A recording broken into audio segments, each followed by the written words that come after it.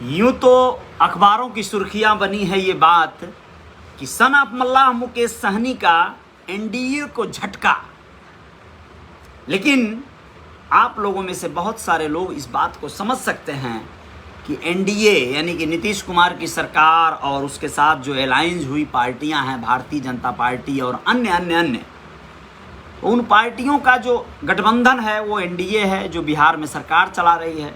तो एनडीए को झटका देना मुकेश सहनी कहेंगे या फिर ये कहेंगे कि कहीं मुकेश सहनी को ही तो झटका नहीं मिल रहा है वहाँ से। दोनों एक ही बातें हैं, तरबूज छुरी पर गिरे या छुरी तरबूज पर गिरे, कटना तरबूज को है, ये तो आप लोग समझ सकते हैं। नमस्ते, मैं हूँ अजय सहनी स्टार, आपका रियल रिपोर्टर न्यूज का ये पेज है, आप सभी की जय जयकार है। और आप लोगों को बताने जा रहे हैं बिहार से एक ऐसी खबर, वीआईपी पार्टी विकासशील इंसान पार्टी के मुखिया सन ऑफ मल्लाह मुकेश सहनी के बारे में जानकारी देना चाहते हैं। उन्होंने दिया है एनडीए को झटका, कहा लालू मेरे दिल में रहते हैं। तेजस्वी को दिया बिहार में सरकार बनाने का ऑफर, लेकिन क्या तेजस्वी इनके साथ इनके शर्तों पर खरा उतरेंगे? अगर ऐसा होता तो विगत चुनावों में तेजस्वी ने इनको तो कोई महत्व ही नहीं दिया। इससे ये कहीं ना कहीं आहत होकर भाजपा के साथ गठबंधन करके और अपने आप को स्थापित कर पाए बिहार की राजनीति में। उसके एवज में इनको बना दिया गया था, वहाँ पर मत्स्य मंत्रालय दिया गया था, लेकिन अब वो टर्म खत्म हो रहा है क्योंकि वह विधान परिषद सदस्य के तहत, मनोनीत सदस्य के तहत वो चीज़ें इनको सौंपी गई थी। अब ऐसे में वो छटपटाहट और इसी में वह गोपालगंज की बोचहा विधानसभा सीट पर जो आ गया है उपचुनाव, उसको लेकर क्या क्या कसौटी और क्या क्या कवायदें चल रही हैं, चलिए पूरी बात बता देते हैं आप लोगों को।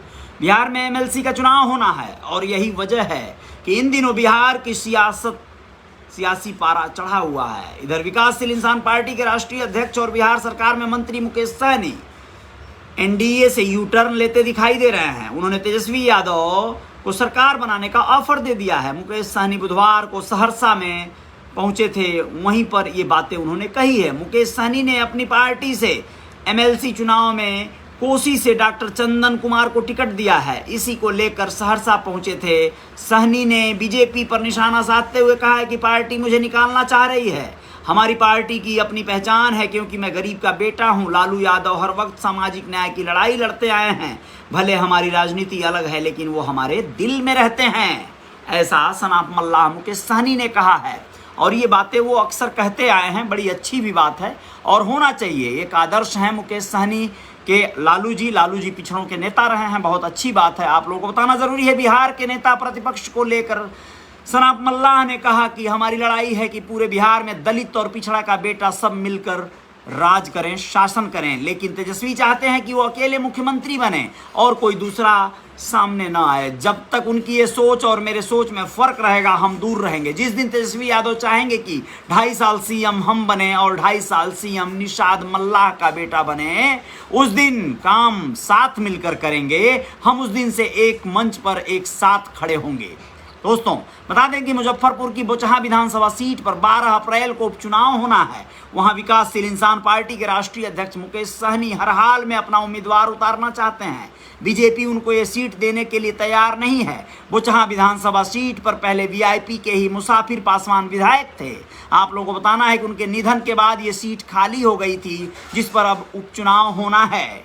ऐसे में भाजपा से इनका बनता हुआ नहीं नजर आ रहा है समन्वय, तो क्या होगा इसमें? सन ऑफ मल्लाह मुकेश सहनी अपनी पार्टी विकासशील इंसान पार्टी से किसी प्रत्याशी को लड़ाएंगे। परिणाम क्या होगा ये आप लोग समझिए और तय कीजिए। गठबंधन में ये चीज़ें जीतना आसान होती हैं, लेकिन अकेले विधानसभा चुनावों में सीटें निकाल पाना थोड़ा कठिन जो है पारी रहेगी। तो खैर जो भी हो, आप लोग स्वयं समझदार हैं। यहाँ पर सन ऑफ मल्लाह मुकेश सहनी को एक सियासत का अच्छा खासा अनुमान और अंदाजा लग भी चुका है, लेकिन ये चीज़ मत सोचिए कि आज जो तख्त तो ताज पर दिख रहा है वो कल नीचे नहीं आएगा। ये तो बड़ी पार्टियों की अपनी अपनी एक कवायद होती है, जो आज उत्तर प्रदेश में आप लोग सियासी पारा देख रहे हैं, एक सियासी पारी देख रहे हैं कि भाई निषाद पार्टी आज भाजपा के साथ है, बहुत बढ़िया समन्वय बन गया, बहुत बढ़िया शासन सत्ता में आ गई, बहुत अच्छा हो गया, बड़ा डिप्टी सीएम बन जाएंगे, मंत्री बन जाएंगे, चाहे नहीं बनेंगे, जो कुछ भी चल रहा है ना, ये समय का खेल है। ये अपने आप उतार चढ़ाव दिखाता है। एक वक्त आएगा कि यही निषाद पार्टी जिस दिन भाजपा के लिए अनुकूल नहीं रहेगी, भाजपा उसे दरकिनार कर देगी। फिर इसे अपना बेस, अपनी ज़मीन ढूंढनी होगी, अपना वजूद बनाना होगा।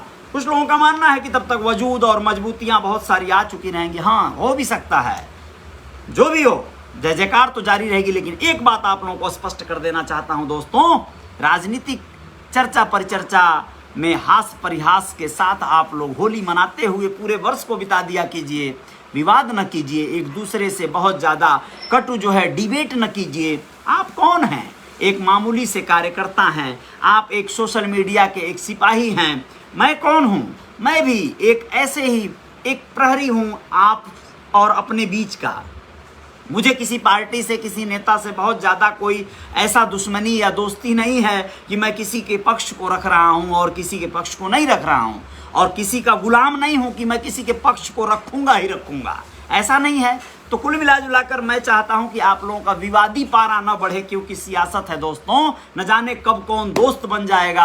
आप दो पार्टियों में, दो विचारधारा में अलग अलग हो सकते हैं, लेकिन कब कौन सा पार्टी के लिए आप लड़ रहे हैं, और वही पार्टी पता चल रहा है कि जहां आप लड़ रहे हैं और दूसरी तरफ वो दोनों पार्टियां आपस में समझौता कर रही हैं, आपस में गठबंधन कर रही हैं।